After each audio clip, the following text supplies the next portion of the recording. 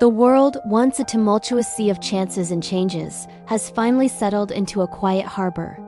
My days are now marked by a rhythm I once only dreamed of.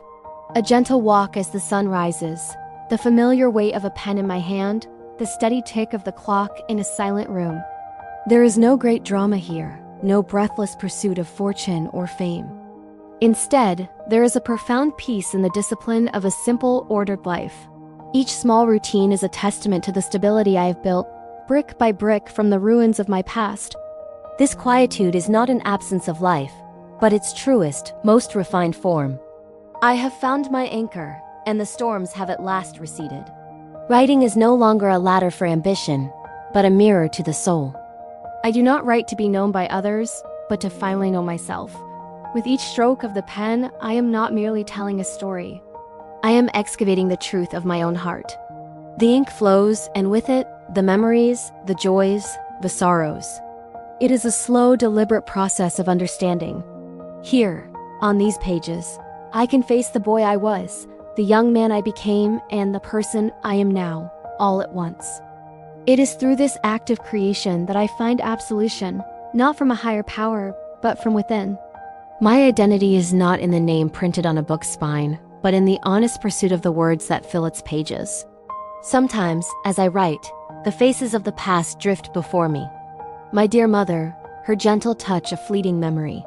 The formidable figures who cast long shadows over my youth. The friends who stood by me and those who were lost along the way. I see them not with the bitterness or confusion of a child, but with the clarity of a man who has traveled a long and winding road. The sting of loss has softened into a quiet ache of remembrance. The hardships are no longer open wounds, but scars that tell the story of my survival. I understand now that every encounter, every loss, every small victory was a necessary step on the path that led me here. There is no need to relive the pain, only to acknowledge the lessons it taught me. Love, I have learned, is not the feverish, impossible dream of youth. It is not the frantic, soaring flight of a moth toward a flame. A love destined to burn and be consumed. The love I have found now is patient and deep-rooted, like an ancient tree. It is a quiet understanding, a shared silence that speaks more than 1,000 impassioned words. It is the steady warmth of a hand in mine, a presence that asks for nothing but to be. This love does not seek to possess or to change, but to shelter. It is a love that sees me, all of me, and chooses to stay. It is the calm after the storm, a gentle, enduring light that illuminates the rest of my days. The restless energy that once propelled me forward, the constant striving for something just beyond my grasp, has finally stilled. I look back at my own follies, my misjudgments, the moments of weakness and vanity, and I feel no need to turn away. I can now meet the gaze of my younger self without shame. He did the best he could with the heart he was given and the world he encountered. In accepting him, I have found a reconciliation with myself. The journey was not about becoming a hero, but about becoming whole. This quiet acceptance is the greatest peace I have ever known. The ghosts of who I might have been have faded, leaving only the quiet certainty of who I am. For so long, I searched for a home.